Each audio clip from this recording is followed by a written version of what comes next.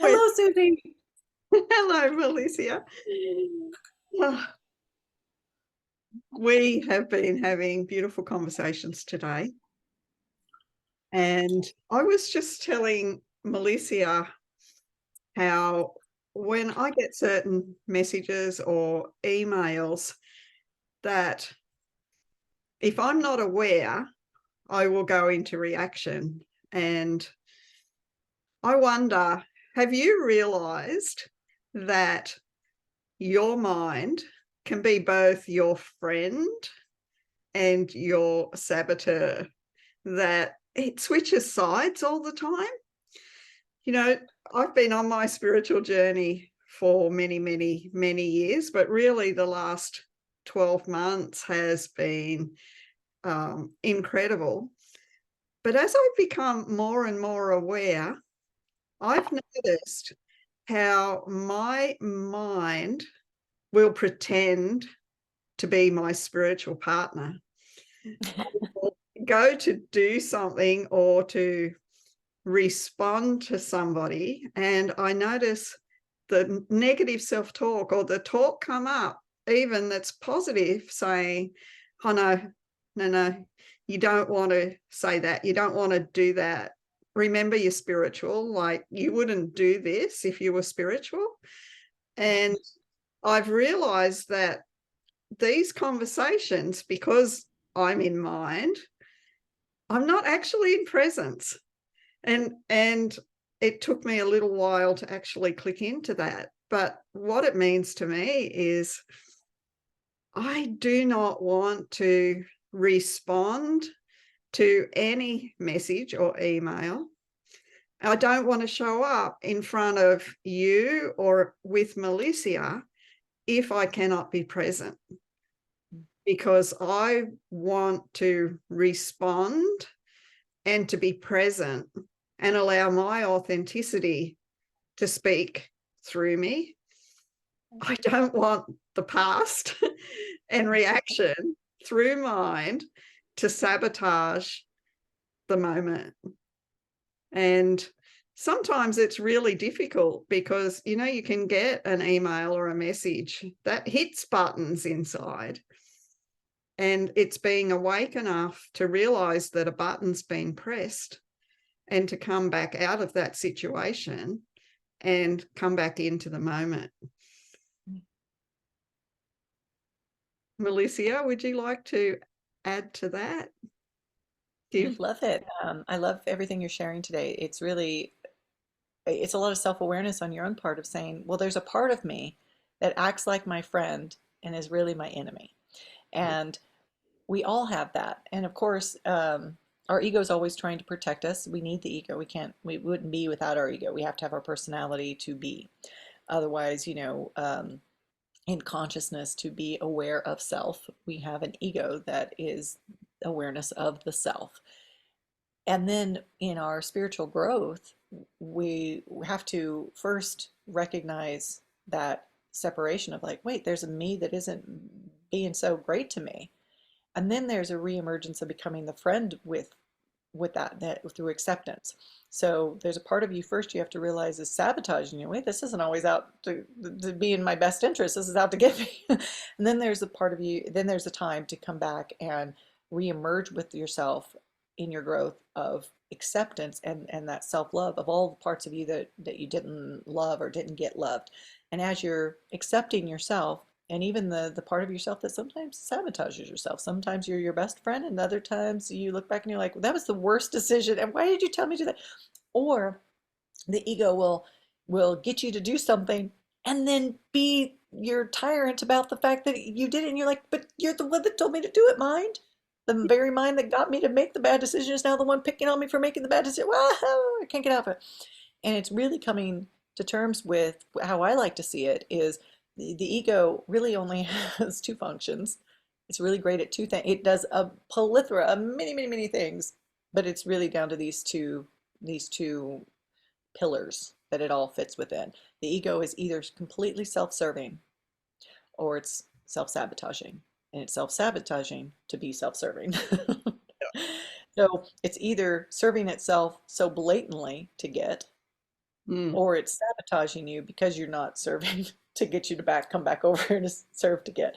And it's doing that as you surrender that part of yourself to come back into the present moment, into your wholeness, into the sense of you are already complete, not over listening to the mind that can run rampant with all kinds of things that it can say, and to really get into stillness and presence. Sometimes the mind's still going, but you're just now ignoring it. But you're not ignoring your whole self. There's a difference. Yeah. Because sometimes when we ignore ourselves, we're doing the things we had done to us as a kid, which was to be ignored. And so now we're just replacing that, and we're ignoring and quashing ourselves and our feelings and our desires. I'm not saying that. That's not what we're doing when we're ignoring the mind. We're ignoring the monkey mind that's got lots to say that has nothing to do with the present moment, in no way serving you, no way making you feel better, and no way getting you towards your goals. Mm. And you come back to this present moment, into stillness. It can be rampant or it can be quiet. If you can quietude it, wonderful. And it's just coming back to the knowing that you are whole and complete right now and always are. That you have Mm. everything you need in this moment. You have the breath in your lungs. And from this stillness, then you can take action. Yeah. From this present moment, Mm. then you can go into any kind of life goals or love and fun, any play, but coming from this presence and out of the duality of what the ego is trying to get you to do for one reason or another, you're coming back to the wholeness of that you already are in your presence, now able to do aligned action and really bless yourself and the world from stillness, not from Yeah. mind. I love that. And, my journey with mind, I used to think the mind was who I was.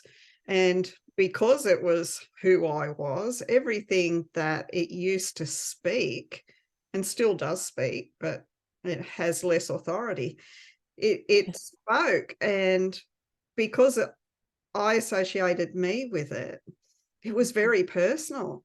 And therefore, I was straight into emotion about what it was sharing, whether it was one end of the spectrum or the other. So when I realized that, hey, the mind is just a tool for me to navigate this world with, it's a tool for me to express what is on my heart.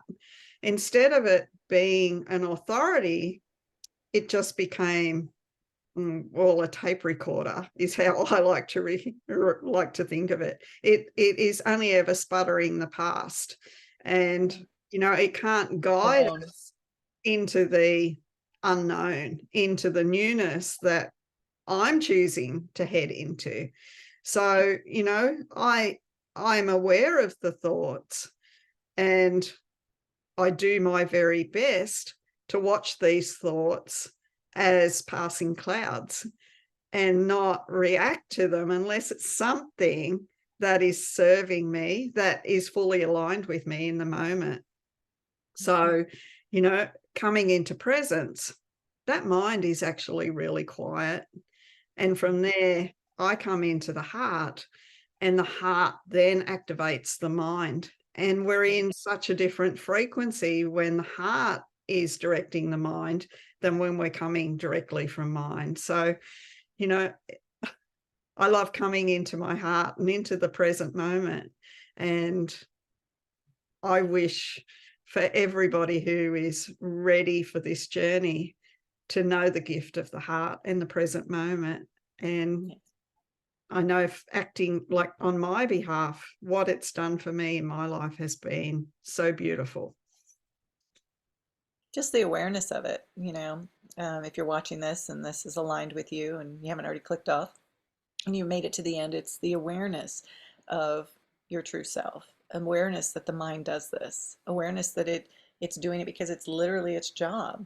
You know, the ego will protect itself to survive at all costs because it is the you that is, it thinks it's the only you that is, Mm. not the divine you, the whole you that it has been forever and will be forever, the whole experience of you. It's the part of you that is living this human existence. And when you are ready to step into that stillness, just by being in the awareness that, oh, I don't have to believe everything my mind says. and not in the sense that you don't trust yourself. You absolutely do. That's your intuition. But that you don't have to believe every story the mind says, every version of the story of your past the mind is now telling you, which is just your version. And also, there's only so much truth to our memories, you Mm. know? So if it's not serving you and it's not loving you, it's not pulling you into the future and the desires of your heart that you're wanting to go into, and it's hindering you and keeping you from it. It's just the awareness that you don't have to believe everything your mind is telling you, every story, every past, every memory, every grievance, and then Mm. coming back to stillness into this now. And whether it's about other people or about yourself, if it's not, again, safe trespass, if it's not coming from love, it's not allowing any gentleness and softness, it's okay for you then to come into gentleness and softness of the present moment, into stillness, and to give yourself a reprieve and a break from it, and be a blessing to yourself. And then you can be a blessing to everybody else, because that stillness, we all, oh, we love it when we meet somebody in stillness. When we meet somebody who's soft and gentle with themselves and they're kind, we can feel their presence, and it's a really wonderful, welcoming energy and feeling that we want to be around. So that's the gift you can give yourself. Absolutely. Absolutely. What an interesting journey we all have ahead of us. And we're in right now. So thank you, Malicia. And Thank you. thank you all for joining us. It's our pleasure to share ourselves with you, and please share yourselves with us in the comments. Like and subscribe if you enjoy what we're sharing, and have an absolutely beautiful day. And thank you, beloveds, for showing up to join us with your energy and bless us by watching our videos and hopefully commenting and having your own experiences and expressions you want to share. We appreciate you, and we appreciate you being. Thank you.